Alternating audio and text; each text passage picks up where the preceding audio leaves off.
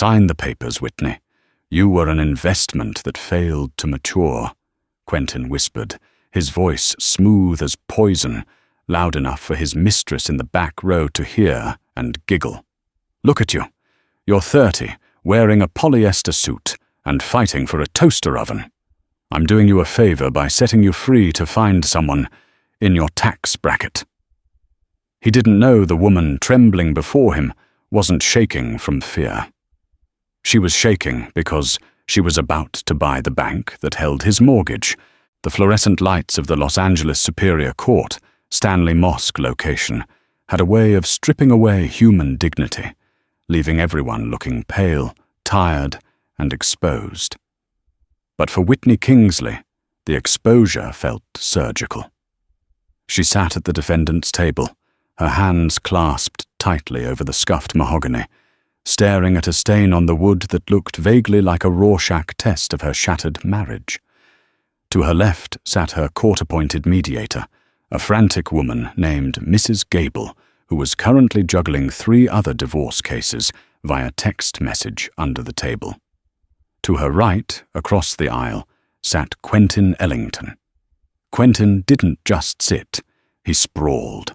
He occupied space with the arrogance of a man who had recently closed a Series B funding round for his tech startup, Nebula Flow. He wore a bespoke navy suit, cut Italian slim, and on his wrist sat a Patek Philippe Nautilus, a gift he had bought himself the day he filed for divorce. Mr. Ellington, Judge Holloway sighed, adjusting his glasses. We are here to finalize the division of assets. Your counsel claims that Ms. Kingsley is entitled to nothing. Quentin stood up. He didn't wait for his high-priced attorney, a shark named Marcus Thorne, to speak. Quentin liked the sound of his own voice too much. Your Honor, it's not that I want her to have nothing, Quentin said, turning slightly to flash a pitying smile at Whitney. It's that she contributed nothing. The prenuptial agreement was clear. What is mine is mine. What is hers is... Well, she brought a Honda Civic and a cat into the marriage. She can keep the cat. The Civic, unfortunately, the lease is in my name. A ripple of laughter came from the gallery. Whitney didn't need to turn around to know it was Zena Harrington. Zena was 22, an influencer with 2 million followers and the emotional depth of a puddle. She was currently live-streaming the aftermath of the hearing, waiting for Quentin to emerge victorious so they could fly to St. Bart's. Whitney stood slowly. She wore a charcoal grey suit she had bought at a thrift store. It was clean, pressed, but the fabric was cheap and the fit was slightly off in the shoulders.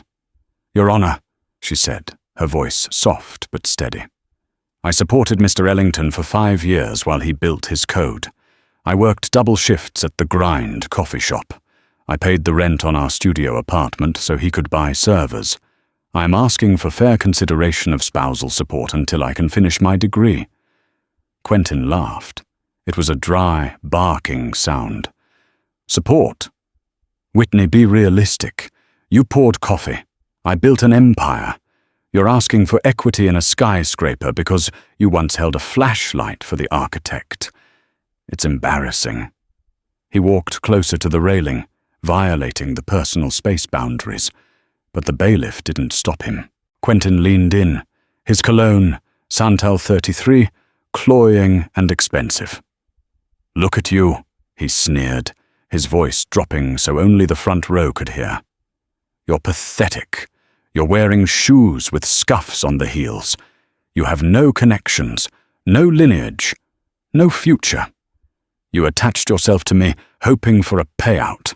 I'm the best thing that ever happened to you, and you blew it by being boring, by being ordinary. Judge Holloway banged the gavel. Mr. Ellington, step back. I'm just stating facts, Your Honor, Quentin said, raising his hands in mock surrender. She wants half of my future earnings. She doesn't even understand what I do. She's a waitress, Your Honor. A very nice waitress, I'm sure, but let's not pretend she's a partner. Whitney looked at him, really looked at him. For the last 6 months, since he had served her papers at her grandmother's funeral, she had cried, begged, and bargained. But today, something inside her calcified. The love she had held for him, the memories of them eating ramen on the floor of their first apartment, evaporated. "Is that your final stance, Quentin?" Whitney asked. "That I am worth nothing to you?" "Monetarily." "Yes," Quentin smirked. "Emotionally? You're a sunk cost." Whitney nodded slowly. She turned to the judge. "I withdraw my request for spousal support, Your Honor." The courtroom went silent. Mrs. Gable dropped her phone. Even Quentin looked confused. "I withdraw the request," Whitney repeated, her chin lifting. "I want a clean break. No alimony, no settlement. Just the divorce decree, effective immediately." "Whitney, are you sure?" the judge asked, frowning. "You are entitled by California law to—" "I don't want his money," Whitney said, her voice ringing clear like a bell. "I don't want a single penny that has his name on it. He's right. I was an investment that failed. I'd like to close the account." Quentin looked at Zena and winked, mouthing, "She's crazy." He turned back to the judge. "We accept, Your Honor. Fast track it." The gavel banged. "So ordered. Dissolution granted."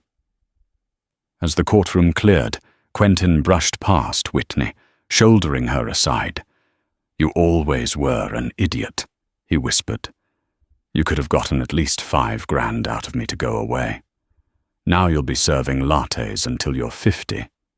"Goodbye, Quentin," Whitney said. She didn't look back.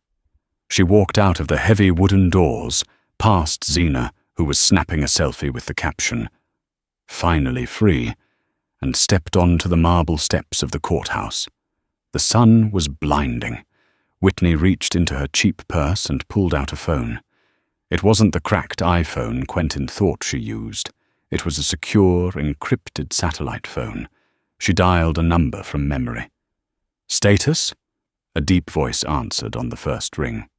"It's done," Whitney said. "The marriage is dissolved. My legal ties to Quentin Ellington are severed completely. He has no claim on my assets." "Understood, Miss Kingsley," the voice, Uriel Dalton, replied. "The board has been convened. The Noble Family Trust is unlocking your credentials as we speak. The jet is waiting at Van Nuys." "I'm not going to the jet yet, Uriel," Whitney said, watching Quentin's bright yellow Lamborghini scream out of the parking lot. "Where are you going, Mom?"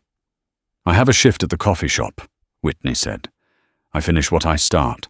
The contrast between Whitney's secret reality and her public existence was a jagged line she had walked for 7 years.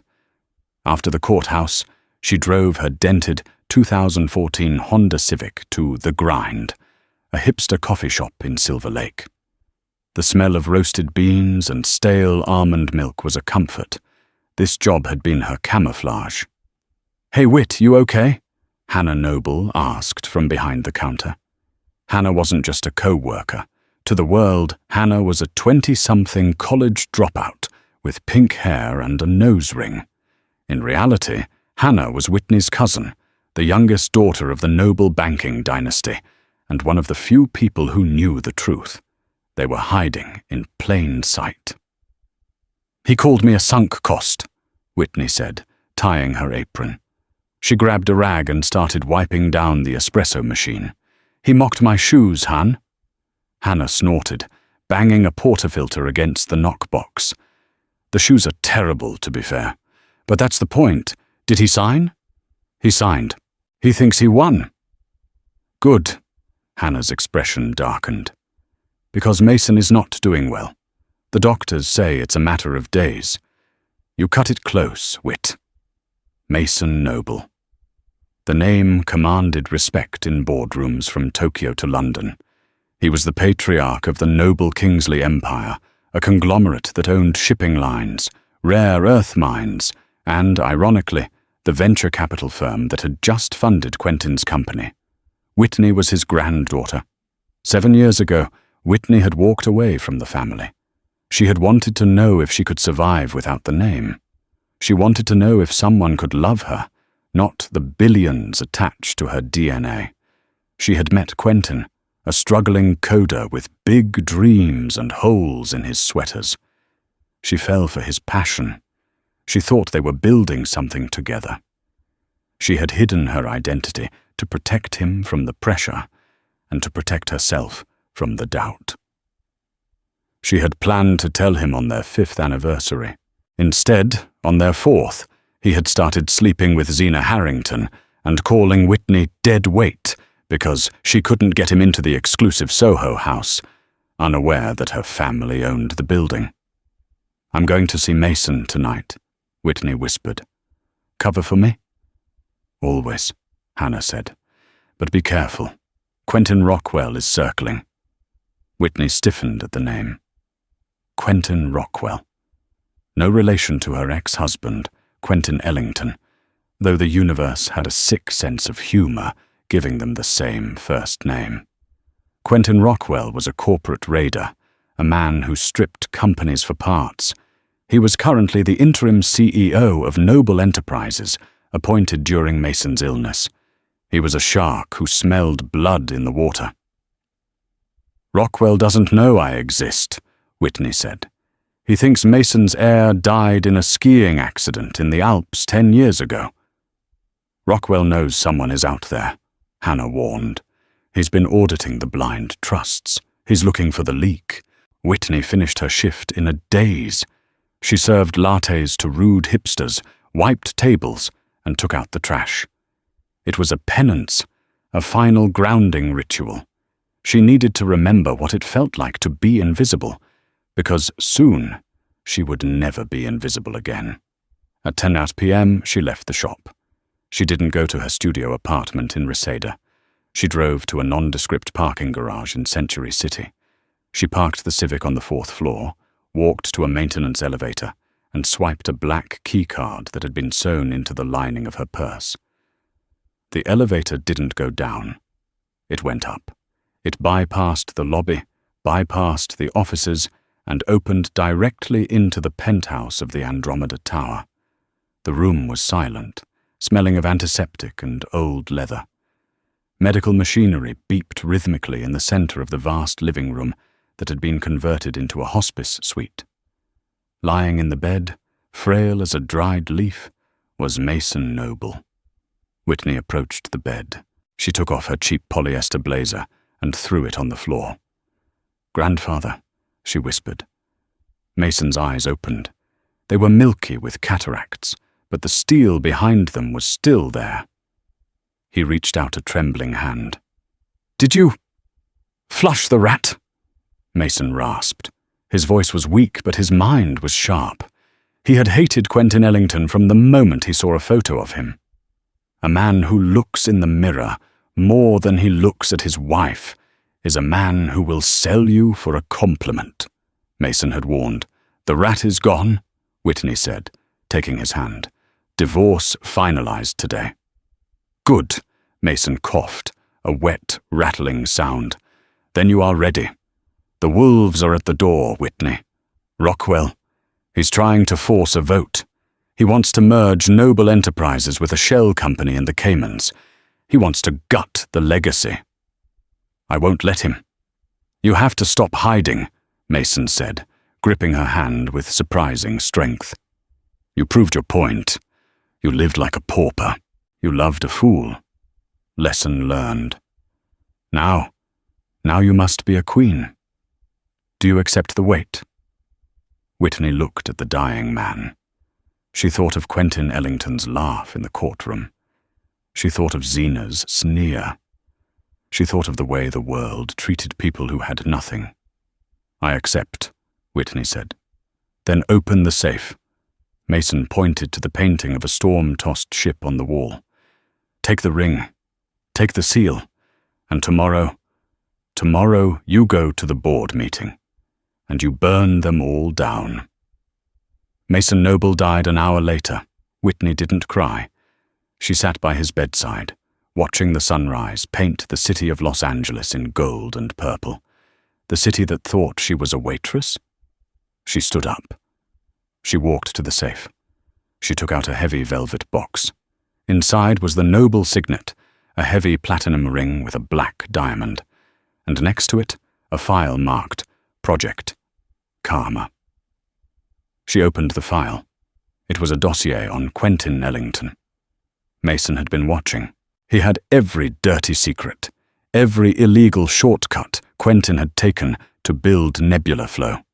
Oh, Grandpa, Whitney smiled, a cold, terrifying smile.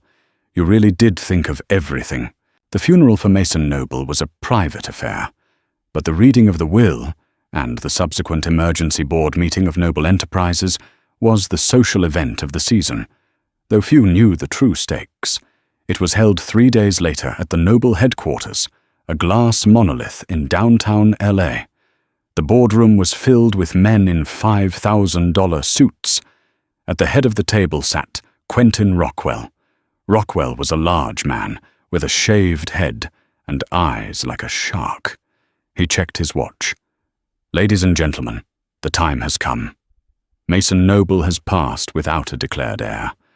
By the bylaws of this corporation, control reverts to the board, and as chairman, I move for an immediate vote to acquire Ellington Tech, formerly Nebula Flow, as our new digital arm.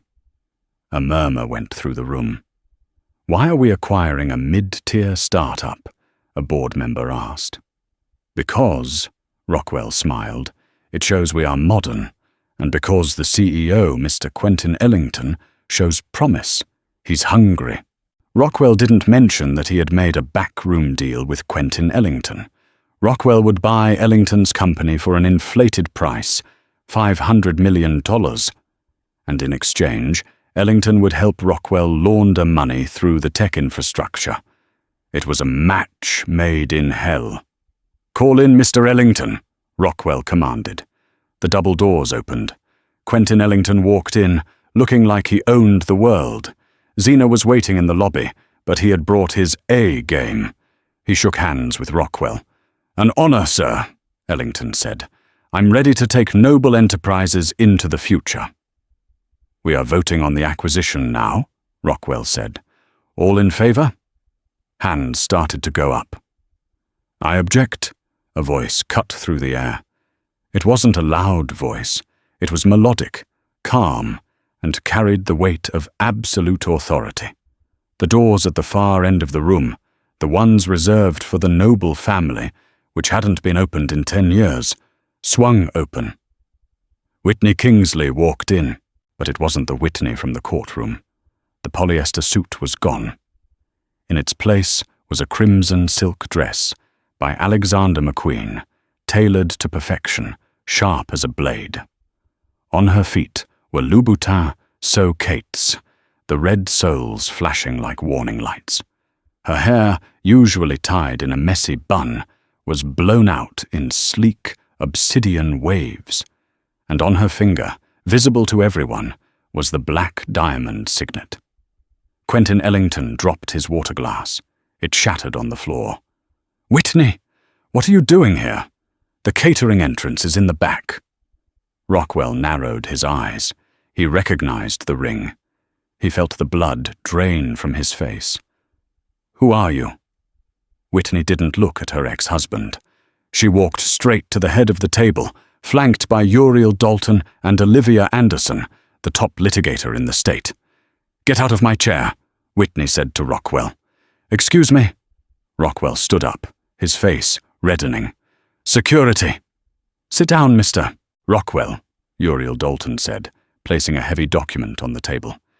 "This is the last will and testament of Mason Noble, and this is the birth certificate of Whitney Kingsley Noble, his granddaughter, his sole heir." Silence. Absolute, suffocating silence. Quentin Ellington let out a strangled noise. "Granddaughter? No, that's impossible. She's poor. Her car doesn't even have air conditioning." Whitney finally turned to him. The look in her eyes wasn't anger. It was boredom. "Hello, Quentin," she said. "You were right in court. I was hiding something. I was hiding the fact that my family could buy and sell your entire existence before breakfast." She turned back to the board. "I am Whitney Noble. I own 51% of the voting stock of this company, and I am freezing all acquisitions immediately." "You can't do that," Rockwell shouted. "The deal with Ellington is practically done." "The deal is dead," Whitney said, taking the seat at the head of the table as Rockwell was forced to scramble aside. "And as for Nebula Flow," she picked up the file Mason had left her. "We aren't buying it," Whitney said, opening the folder. "We're auditing it. Mr. Ellington, my forensic accountants have found some interesting discrepancies in your user data. It seems you've been inflating your numbers to secure loans. That's fraud, Quentin." Quentin Ellington went pale. "Whitney, wait. Baby, let's talk."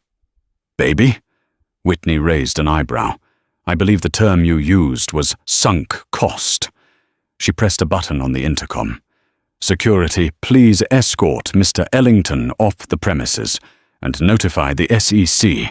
I think they'll want to see these files." Quentin Ellington began to stammer, sweating through his Italian suit. "Whitney, we're married. We're partners." "Divorced," Whitney corrected, holding up the papers he had been so eager to sign. "As of yesterday. You wanted nothing, Quentin. You got it." As security dragged a shouting Quentin Ellington out of the room, Whitney looked at Quentin Rockwell. The older shark was staring at her with a mix of hatred and fear. "Round one, Mr. Rockwell," Whitney said, smoothing her red dress. "Shall we begin the real business?" The drama was just starting. Whitney had revealed her name, but the war for her legacy and her soul had only just begun. She had crushed her ex-husband, but Rockwell was a different beast entirely. And somewhere, in the shadows of the internet, the story of the barista billionaire was about to leak, and the world would demand a show. The explosion didn't happen in a boardroom or a courtroom. It happened on a smartphone screen, specifically on the feed of Pop Culture Tea, a YouTube drama channel with 6 million subscribers run by a commentator named Truth Seeker. Quentin Ellington sat in his minimalist glass-walled office at Nebula Flow, nursing a scotch at 11:00 a.m. His hands were shaking. The SEC audit notification was sitting on his desk, a heavy cream-colored envelope that felt like a death sentence. He had been trying to reach Zena all morning, but she wasn't answering. "Sir," his assistant, a young man named Dave who looked terrified, knocked on the glass. "You need to see this." Quentin waved him off. "Not now, Dave. I'm strategizing." "Sir, it's trending. #1 worldwide, above the election, above the Super Bowl." Quentin snatched the iPad from Dave's hands. The video thumbnail showed a split screen.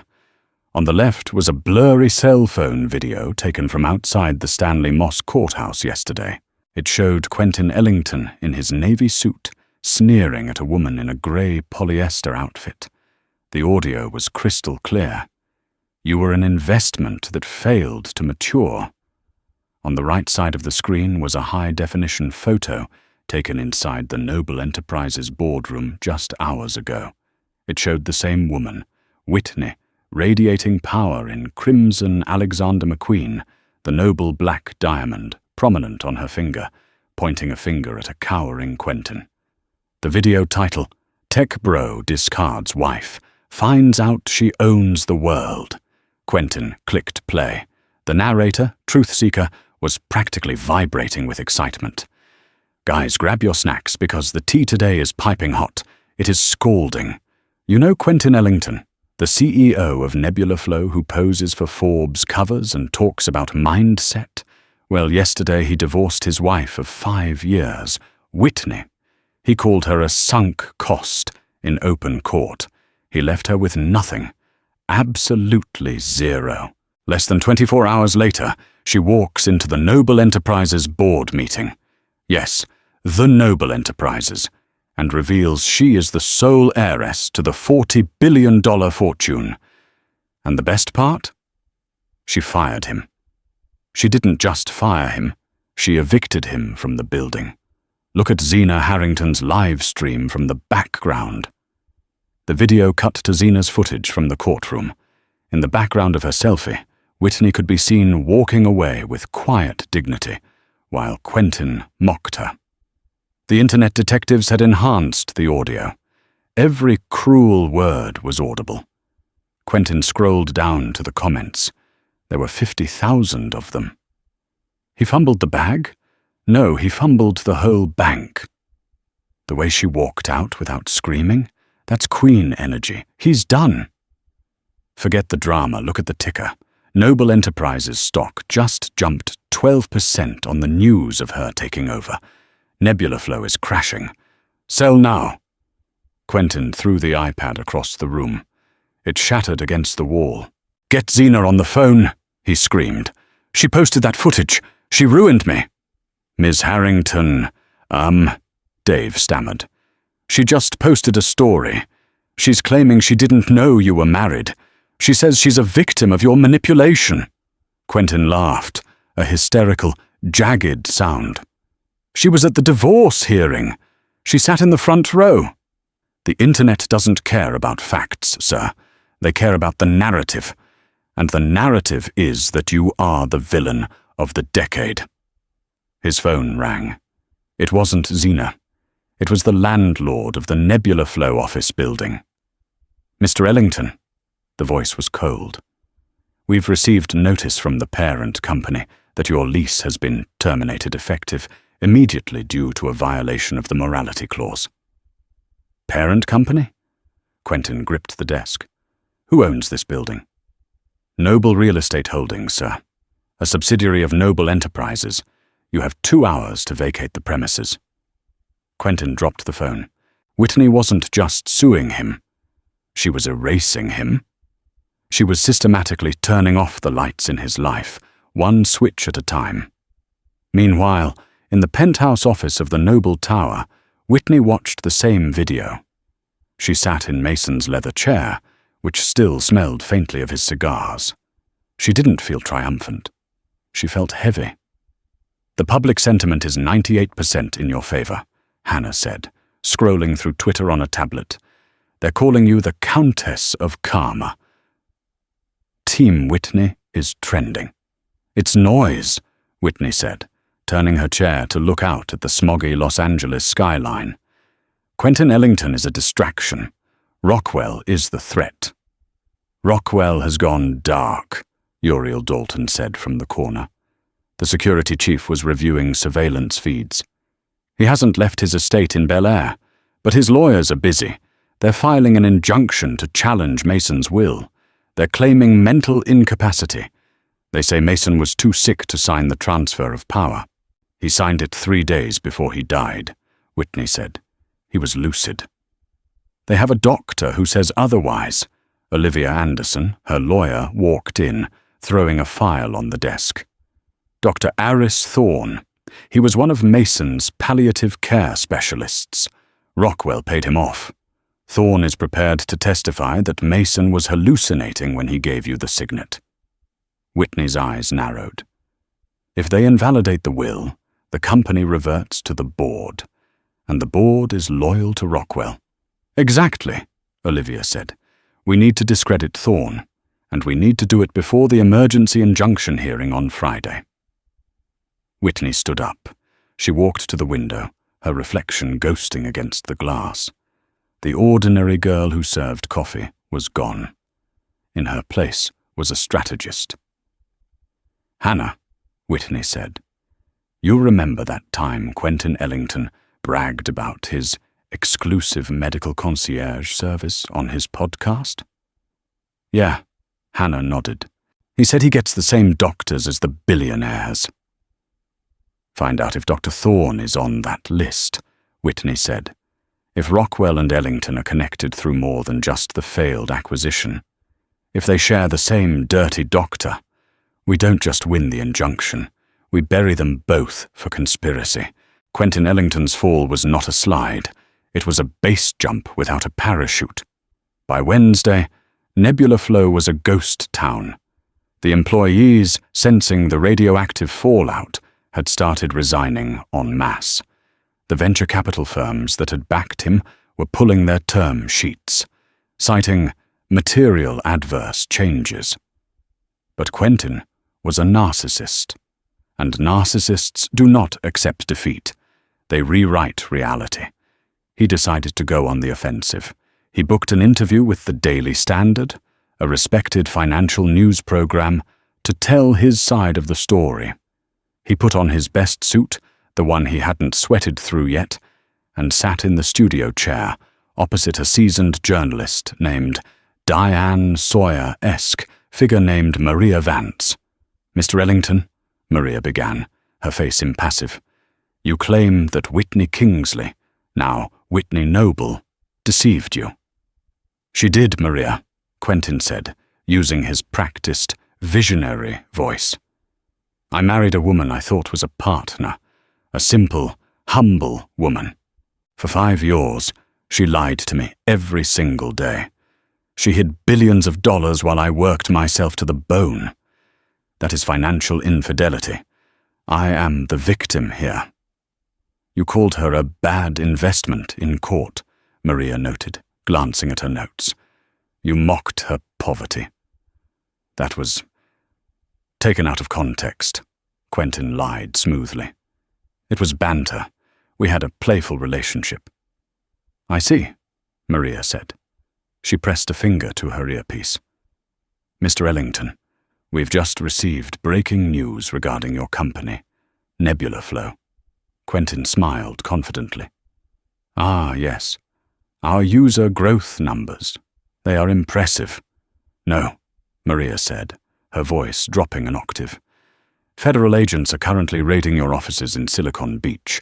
The SEC has issued a warrant for your arrest on charges of wire fraud, securities fraud, and embezzlement." The color drained from Quentin's face so fast it looked like a special effect. "What? That's preposterous." "We have live footage," Maria said. The studio monitor behind him flared to life. It showed agents in FBI windbreakers carrying boxes out of the Nebula Flow lobby, and then the camera panned to a familiar figure being led out in handcuffs. It wasn't Quentin, it was his CFO.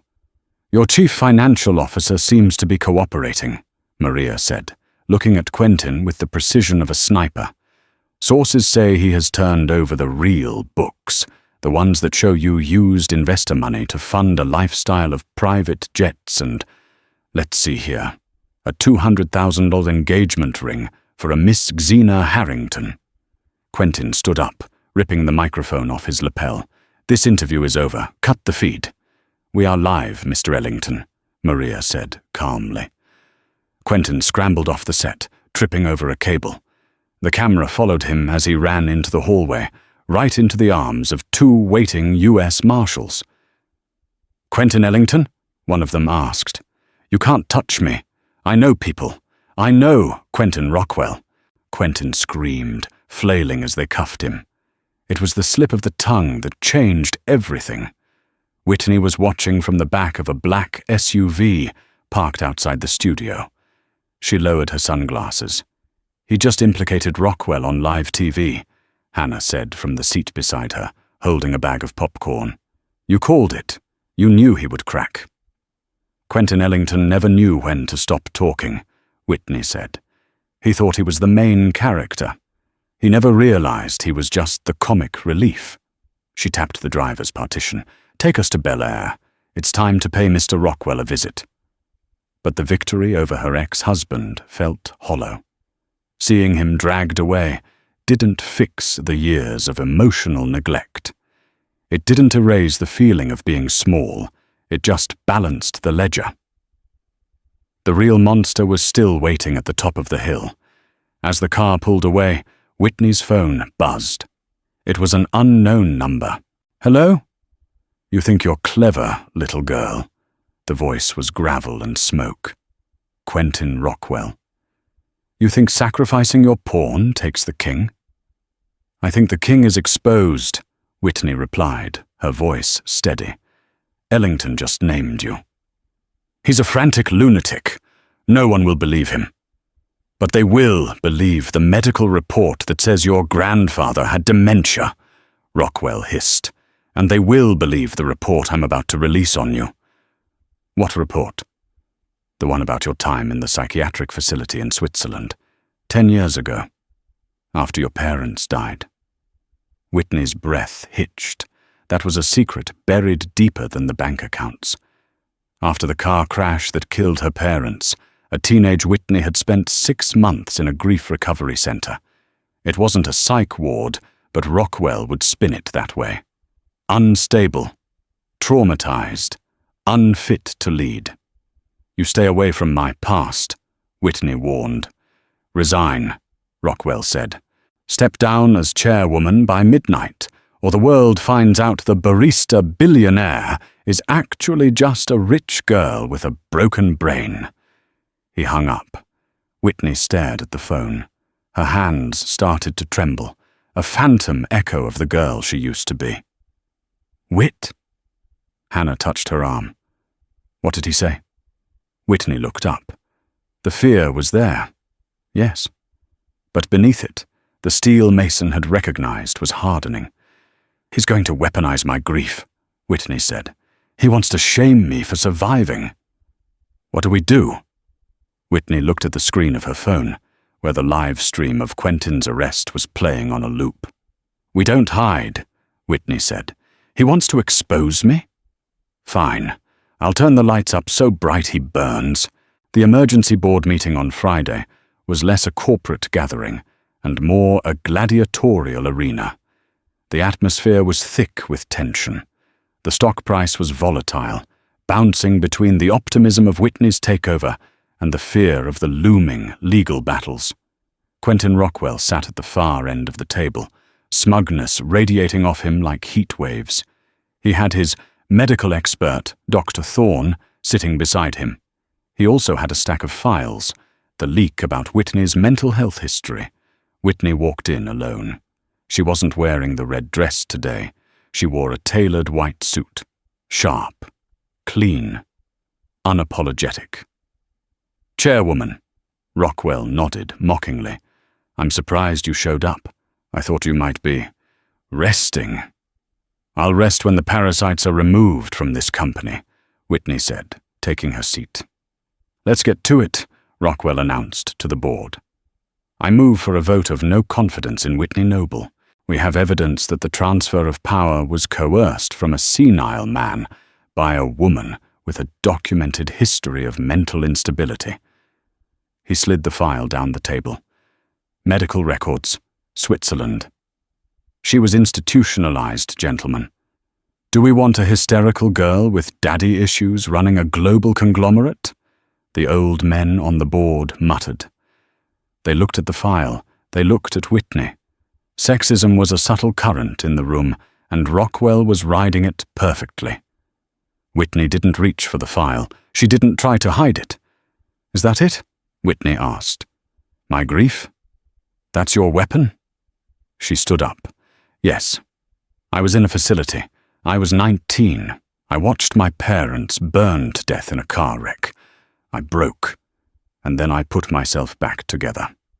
I learned how to survive when my world ended. Can you say the same, Mr. Rockwell? Or have you only ever destroyed things? Touching, Rockwell sneered. But shareholders don't care about your sob story. They care about stability. Speaking of stability, Whitney signaled to the door. Uriel, let them in. The doors opened, but it wasn't police. It was a woman, a middle-aged woman looking terrified, clutching a purse. Rockwell's face twitched. Who is this? This is Sarah Thorne, Whitney said. Dr. Thorne's ex-wife. The doctor at the table went pale. Mrs. Thorne, Whitney said gently. Please tell the board what you found in your husband's safe deposit box during your divorce proceedings last month. Sarah Thorne stepped forward, her voice shaking. I found a ledger, and a second passport, and a wire transfer receipt from a shell company called Rockwell Holdings, for $2 million. "That's a lie," Rockwell shouted, standing up. "She's a bitter woman." "We have the ledger," Whitney said, dropping a heavy book onto the table. It landed with a thud that sounded like a gavel. "It details payments to Dr. Thorne dating back 3 years. Payments to oversedate Mason Noble. To keep him docile. To keep him from realizing you were siphoning assets to the Caymans." The boardroom erupted. "You weren't waiting for him to die," Whitney said, her voice rising, cutting through the noise. "You were helping him die." "You have no proof!" Rockwell screamed, losing his composure for the first time. "This is hearsay." "Is it?" Whitney pressed a button on the remote. The screen behind her lit up. It was a video, not from a security camera, but from a laptop webcam. It was Mason Noble, looking frail but fierce, dated 2 weeks before his death. "If you are watching this," Mason's video voice filled the room, "it means Rockwell has challenged the will. He thinks I'm senile. I am not. I am simply tired. I am recording this to state, with sound mind, that Quentin Rockwell is a thief. He has been stealing from the pension fund. And if he tries to take my granddaughter's birthright, I authorize the release of the black server data." Rockwell froze. The black server was a myth, a ghost story among the executives. It was where Mason supposedly kept the compromat, the blackmail material on everyone. "The server is unlocked," Whitney said coldly, "and the FBI is currently downloading the contents, including your emails, Quentin." Rockwell looked at the board members. They were all backing away from him, physically creating distance. The rats were fleeing the sinking ship. You bitch," Rockwell whispered. "That's Madam Chairwoman to you," Whitney corrected. Security moved in. This time, it wasn't just building security. It was federal agents.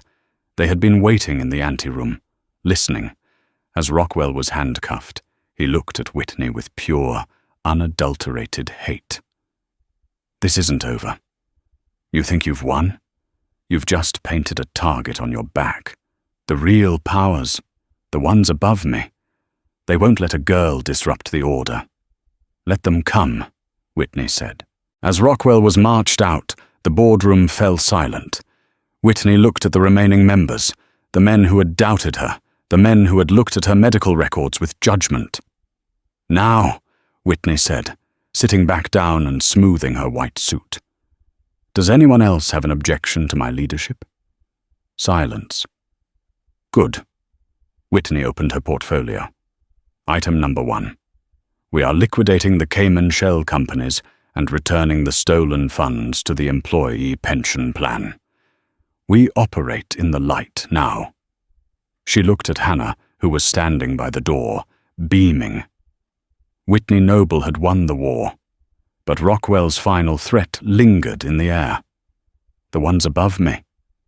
She had cleared the board, but she had poked the eye of a much larger beast, and in the shadows, someone else was watching.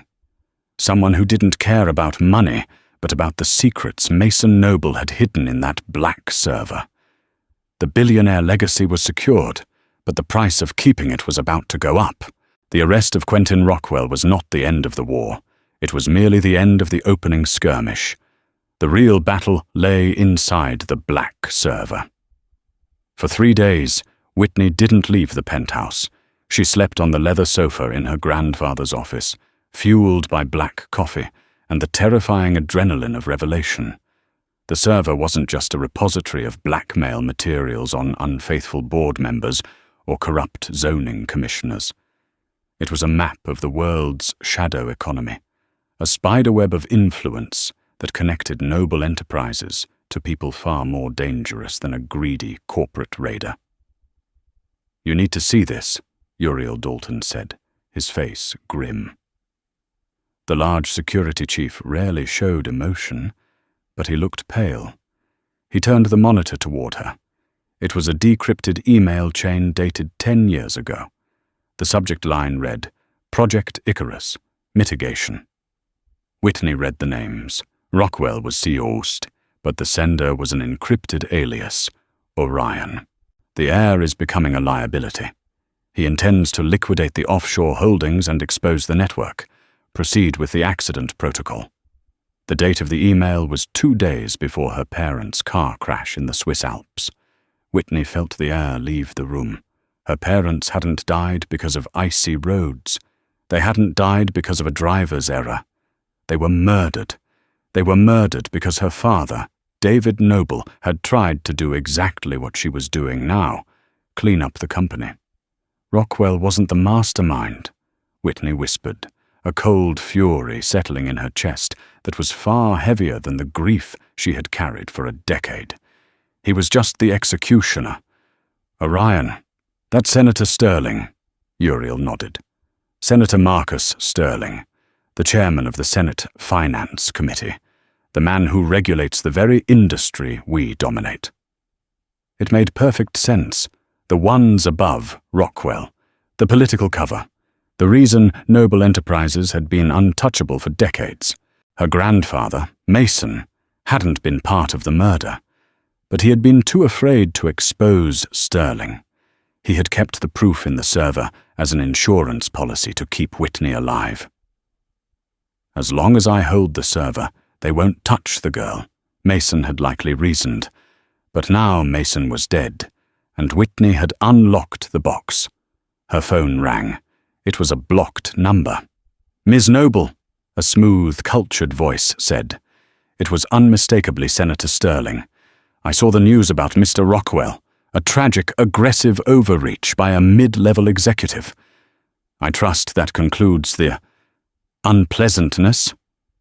"It concludes nothing," Whitney said, her hand gripping the phone so tight her knuckles turned white. "I know about Project Icarus." There was a long silence on the line. "That is a very old ghost story, Whitney. Digging up graveyards is a dirty business. You have your billions. You have your little victory over your ex-husband. Why not enjoy it? Go to Paris. Buy an island. Be the socialite you were born to be." "My father didn't want an island," Whitney said. "He wanted a clean conscience. And look where that got him." Sterling's voice dropped the pleasant veneer. "Listen to me closely. You are a bright young woman. But you are one woman. If that server data becomes public, the market crashes, the government destabilizes, and tragic accidents run in the family. Are you threatening me, Senator? I'm offering you a choice. Delete the server. We will ensure Noble Enterprises' stock triples in the next year. You will be the richest woman in history. Or persist, and you will find that the brakes on your car are just as unreliable as your father's." The line went dead. Whitney looked at Uriel. "He threatened to kill me." "We need to go into lockdown," Uriel said, reaching for his radio. "Safe house protocol." "No." Whitney stood up. She walked to the window, looking out at the city lights. She saw the reflection of the woman she used to be, the waitress who scraped tips together to buy Quentin Ellington a gaming chair. She saw the woman who had hidden her light to make a small man feel big. She was done hiding. "No safe house," Whitney said. "If I hide, they win. If I die, the truth dies." She turned to Hannah, who was working on a laptop in the corner. "Han, how fast can you set up a live stream?" "Fast," Hannah said, looking up. "Why?" "Rockwell used the media to try and destroy me," Whitney said, touching the black diamond ring on her finger. "I'm going to use it to save my life. I'm going live, tonight, and I'm reading the emails." While Whitney prepared to burn down the corrupt establishment, Quentin Ellington was sitting in a holding cell at the Metropolitan Detention Center, staring at a toilet that didn't flush. He had been denied bail. The flight risk was too high, the judge had said. His assets were frozen. His Lamborghini had been impounded. Zena Harrington had released a tearful apology video where she claimed Quentin had mentally coerced her into the affair and the mockery of Whitney. She was now selling Survivor merchandise. Quentin was alone, but he had one card left to play, or so he thought. He had used his one phone call to contact a tabloid journalist, promising dirt on Whitney Noble. He promised to reveal that she was unstable, that she was vindictive, that she had planned this whole thing to humiliate him. He was led into the visitation room. He expected a reporter. Instead, he saw Olivia Anderson, Whitney's lawyer. "Where is the reporter?" Quentin demanded, sitting down in his orange jumpsuit. He looked haggard. The stubble on his face was graying, and his eyes were bloodshot. "There is no reporter, Mr. Ellington," Olivia said, opening a briefcase. "We bought the rights to your exclusive. The tabloid belongs to a subsidiary of Noble Media." Quentin slumped. "She owns everything, doesn't she?" "She does." Olivia slid a document across the metal table. "Whitney wanted me to give you this." Quentin looked at it. It was a check. His heart leapt. She still cares. She feels guilty. He looked at the amount. It was for $1,392.50. "What is this?" Quentin asked, confused. "That is the exact amount you contributed to the household expenses over the course of your 5-year marriage," Olivia said coldly. "Whitney had the accountants run the numbers. You paid for internet twice and a pizza in 2019. She is reimbursing you. She wants to be sure she owes you absolutely nothing." "She's mocking me," Quentin sneered. "No, Mr. Ellington. Mockery requires emotional investment. This is simply accounting." Olivia stood up. "Oh, and one more thing. The software you built for Nebula Flow? The proprietary code?" "It's genius," Quentin insisted. "It's worth billions." "It's stolen," Olivia corrected. "Our audit found that 90% of the source code was lifted from open-source libraries with stripped licenses. You're not just a fraud, Quentin. You're a hack. The tech community knows. You will never write a line of code in this town again." Olivia walked to the door. "Wait!" Quentin shouted, panic rising in his chest. "Tell her I'm sorry. Tell her I love her. I can change. I can be the husband she needs." Olivia didn't even turn around. The heavy steel door clanged shut, leaving Quentin Ellington alone with his check for $342.50, and the crushing realization that he was not the hero of this story. He wasn't even the villain. He was a rounding error. Meanwhile, in the penthouse, the live stream was counting down. Truthseeker was hosting the feed, beaming it to 10 million concurrent viewers. The title, Whitney Noble, The Final Truth. Whitney sat in front of a plain white wall. No red dress this time, no diamonds, just a black turtleneck and a stack of papers. "We're live in 3, 2, 1, Hannah signaled. Whitney looked into the camera lens.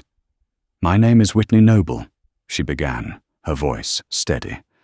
"Most of you know me as the woman who was mocked in court. You know me as the barrister billionaire. You enjoyed the drama of my ex-husband's downfall. But that was just a distraction." She held up the email from the black server. "Tonight, I am not here to talk about bad marriages. I am here to talk about bad men. Powerful men. Men like Senator Marcus Sterling." The internet exploded. Comments flew by so fast they were a blur. Whitney read the email. She detailed the Project Icarus plot. She laid out the financial trails linking Rockwell to Sterling, and Sterling to the deregulation that had hurt millions of Americans. "They threatened to kill me if I released this," Whitney said, looking directly into the lens. "They told me to take the money and be quiet. But I realized something. Money without truth is just a golden cage." She picked up a tablet. "As of this moment, I have uploaded the entire contents of the black server to 3,000 independent news organizations around the world. It is out. You can't stop it. You can't kill the truth." She took a breath. and to ensure that noble enterprises can never be used as a weapon again. I am dissolving the board." Gasps in the room. Even Uriel looked shocked. "I'm restructuring the company," Whitney announced. 50% of all future profits will go into the David and Julia Noble Foundation, dedicated to corporate transparency and victim advocacy. And I am transferring ownership of 20% of the company stock to the employees, the people who actually do the work, the janitors, the coders, the baristas. She smiled, a genuine, warm smile for the first time in weeks. "My ex-husband told me I was a sunk cost. He was wrong. I was just saving up for something that mattered. The fallout was nuclear. By morning, Senator Sterling had resigned. By noon, he was under indictment. The black server leaks dominated the news cycle for months, toppling corrupt officials in 3 different countries. It was the biggest corporate whistleblowing event in history. Whitney Kingsley, now fully Whitney Noble, became a symbol, not of vengeance, but of integrity. 6 months later. Whitney walked into the Grind coffee shop in Silver Lake. It was busy. The espresso machine hissed, the smell of roasted beans filling the air. She wasn't wearing a designer suit. She was wearing jeans and a simple blouse. "Can I get a latte with oat milk?" she asked the young man at the register. He looked up, and his eyes went wide. "Oh my God, you're her." "I'm just Whitney," she smiled. You gave us the shares," the barista stammered. "My mum. She works in the Noble Call Center. Because of the stock grant, she paid off her mortgage last week. She was crying. She said you saved her life." Whitney felt a lump in her throat. This was the legacy. Not the skyscrapers, not the private jets. "This. Tell your mum I said hi," Whitney said, dropping a $100 bill in the tip jar. She took a coffee and walked outside. The sun was setting over Los Angeles. A black car pulled up. It wasn't a limo. It was a sensible armored sedan. Uriel opened the door. "Where to, boss?" "Home, Uriel," Whitney said. As she got in, she saw a billboard across the street. It was an ad for a new tech startup. The face on the billboard was young, fresh, and in the gutter below the billboard, a gust of wind blew a discarded newspaper. The headline read, "Quentin Ellington sentenced to 8 years for fraud." Whitney didn't smile. She didn't feel joy at his suffering. She felt indifference. He was the past, a lesson learned in the dark so she could appreciate the light. She looked at her phone. Hannah had sent a text. "Han. Hey, the new board of directors meeting is in an hour. You ready?" Whitney typed back. Whit. I was born ready. She wasn't the girl who served coffee anymore. She wasn't the victim in the polyester suit. She was Whitney Noble. And she had a world to fix. And that, ladies and gentlemen, is the story of Whitney Noble. She started as a bad investment and ended up owning the bank. But the real twist wasn't the money. It wasn't the billions. It was the realization that your value isn't determined by who you marry, what shoes you wear, or what some arrogant guy says about you in a courtroom. Your value is what you stand for when the world tries to knock you down. Quentin Ellington chased status and lost his freedom. Whitney chased the truth and found her power. Karma didn't just hit back, it reshaped the world. If you enjoyed this story of revenge, redemption, and billions, please hit that like button. It really helps the channel grow. Don't forget to share this with someone who needs a reminder that they are worth more than they think. And make sure to subscribe and hit the notification bell so you never miss a story. We have more tales of justice coming your way soon. Remember, the best revenge isn't making them pay. It's living a life so full, so successful, and so true that their opinion of you becomes irrelevant. Thanks for watching. Stay strong and stay noble.